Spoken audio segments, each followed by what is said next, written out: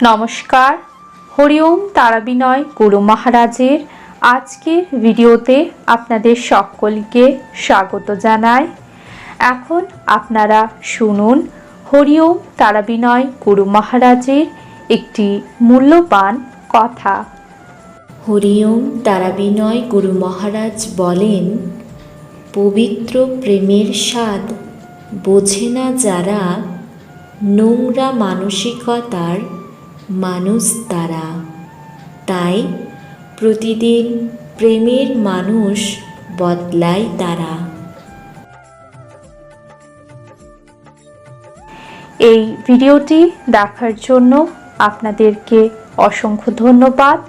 ভিডিওটি ভালো লেগে থাকলে লাইক শেয়ার করবেন এবং কমেন্টের মাধ্যমে আপনাদের মূল্যবান মতামত অতি অবশ্যই আমাদের জানাবেন।